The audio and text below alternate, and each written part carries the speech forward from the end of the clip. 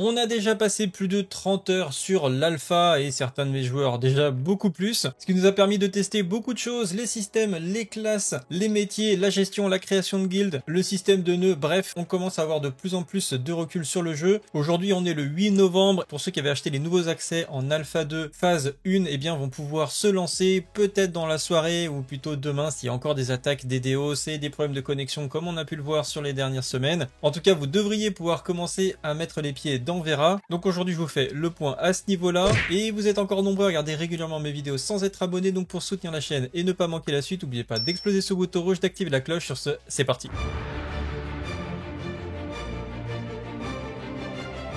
D'ailleurs, je serai en stream Twitch cet après-midi, donc si vous voulez me poser des questions sur Ashes of Creation et l'évolution de l'Alpha 2, n'hésitez pas à passer. Potentiellement, on enchaînera avec un live sur la soirée si jamais ça fonctionne. Vous avez le lien de ma chaîne Twitch en description. Alors, pour commencer, la semaine 2, donc le deuxième week-end de test d'Ashes of Creation, a apporté énormément de correctifs et d'améliorations, en particulier sur le système de monture. Il y avait déjà beaucoup moins de bugs de manière générale. On a toujours des petits bugs de texture. Et d'ailleurs, au passage, je pense que sur les prochain live, le jeu devrait être encore plus joli. Moi, je le trouve pas particulièrement moche, mais je crois que parmi tous les commentaires que j'ai pu voir, négatifs en tout cas par rapport à Ashes of Creation, le premier qui revient, c'est le côté graphique. Mais actuellement, déjà, j'étais pas à la bonne résolution, j'avais pas mis les graphismes à fond, parce que j'avais pas regardé, en fait, tout simplement. Donc, peut-être que vous verrez sur le live de ce soir, ça sera un petit peu mieux, un petit peu plus joli, même si, encore une fois, pour moi, déjà, c'est une alpha, et c'est pas du tout ce qui m'intéresse le plus, hein. Ce qui est le plus important, c'est la correction de bugs et le contenu de fin de jeu, le leveling, les systèmes, est-ce qu'on est à l'aise avec le personnage, etc. Et tout ça est pour l'instant plutôt très qualitatif, mis de côté les bugs liés à l'alpha. Donc on a vraiment pu commencer à jouer sur ce deuxième week-end, regrouper notre guilde. D'ailleurs, on a appris que malheureusement les guildes étaient actuellement limitées à 50 joueurs, là où initialement c'était prévu à 300 joueurs pour la version définitive. Donc ça veut dire qu'on va devoir faire plusieurs guildes qui vont être gérées par certains de nos officiers et on va ralentir, voire bloquer le recrutement puisqu'on est déjà quasiment 200 de prévus avec l'Alpha 2 et on va arrêter de recruter pour l'instant pour éviter d'avoir trop de guildes à gérer, et à partir du moment où ils vont augmenter la capacité des guildes, peut-être qu'on reprendra le recrutement mais qui se fera directement sur l'Alpha 2. En tout cas, on remarque que le jeu est vraiment très intéressant en tout ce qui concerne le contenu de guildes. C'est très satisfaisant et facile de se regrouper, d'aller sur des objectifs communs. C'est très intuitif et franchement, il n'y a pas trop de galères, sauf peut-être pour le système d'invités dans le raid, puisqu'il faut faire pour l'instant une commande. Alors vous pouvez grouper les gens quand ils sont en face de vous, ça c'est facile,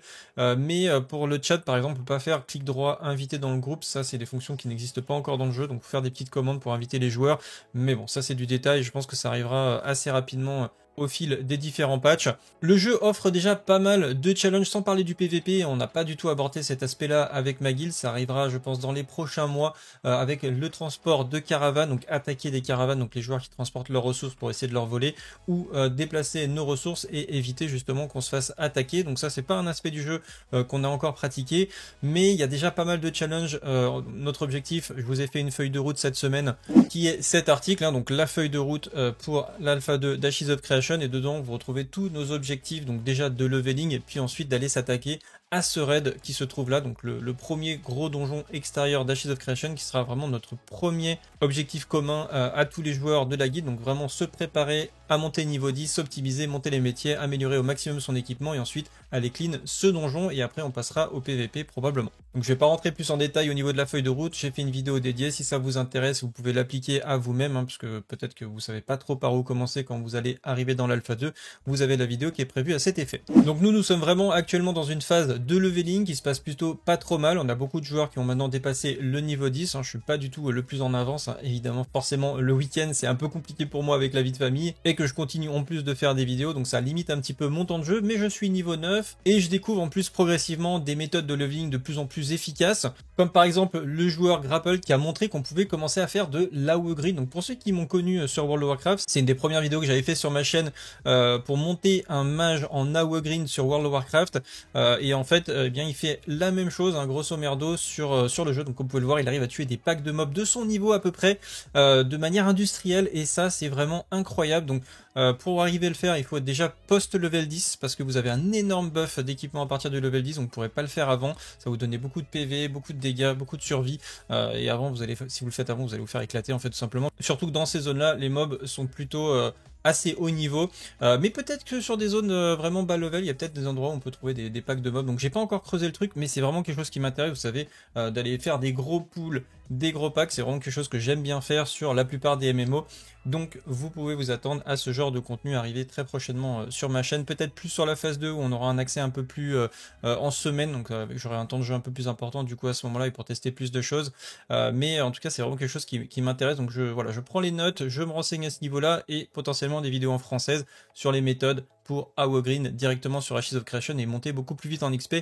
Lui là il fait quasiment un level en 1 heure avec sa méthode, donc c'est le plus performant que j'ai vu actuellement en vidéo, j'ai pas vu mieux, peut-être qu'il y a d'autres bugs que je ne connais pas, mais là c'est pas du bug, hein, c'est vraiment voilà, il prend des gros packs de mobs et il arrive à les tuer en solo, donc je trouve ça plutôt stylé. Autre vidéo très stylée vient de Narc, puisqu'il a réussi à récupérer la monture de mer, donc il n'y a pas beaucoup de montures volantes, enfin vous allez avoir plusieurs possibilités d'avoir des montures volantes dans Ashes of Creation, mais elles resteront extrêmement rares. En gros, je vous le fais simple, les deux possibilités, c'est soit d'être un maire d'un nœud, et à ce moment-là, vous avez une monture. Actuellement, il y a, je crois, 4 ou 5 nœuds sur la première partie d'Ashes of Creation, donc ça veut dire 4 ou 5 montures volantes potentielles. Donc, ce streamer a réussi à en obtenir eux, parce qu'il a une grosse communauté, qu'il fait des vidéos depuis très longtemps, et donc du coup, rapidement, il a rushé la position de maire pour pouvoir débloquer la monture, ce qui lui permet du coup de faire des vidéos, d'explorer la map, donc c'est très intéressant, et j'espère qu'on pourra le faire également sur la chaîne au moins une fois, afin de faire une vidéo d'exploration, c'est vraiment très sympa à ce niveau-là. Les joueurs pourront également potentiellement, même ceux qui ne sont pas en position de mer, auront peut-être des opportunités d'avoir des montures volantes, donc ça pourrait être des drops, a priori, via certains boss, et ça sera des montures temporaires, donc qui pourront éclore d'un œuf, et ensuite vous l'aurez pendant quelques semaines, et après elle disparaîtra, il faudra la looter de nouveau, donc potentiellement il y aura plus d'accès à la monture volante par la suite, mais en tout cas dans un premier temps ça restera quand même très limité. Et après, les montures terrestres, il y en a qui pourront planer, il y aura des montures vraiment diverses et variées, donc voilà, vraiment les montures terrestres feront aussi un très bon job. L'intérêt de cette vidéo, c'est qu'il permettait d'aller dans la nouvelle zone qui est au sud, en fait, qui est une zone PVP, a priori, donc voilà, on voit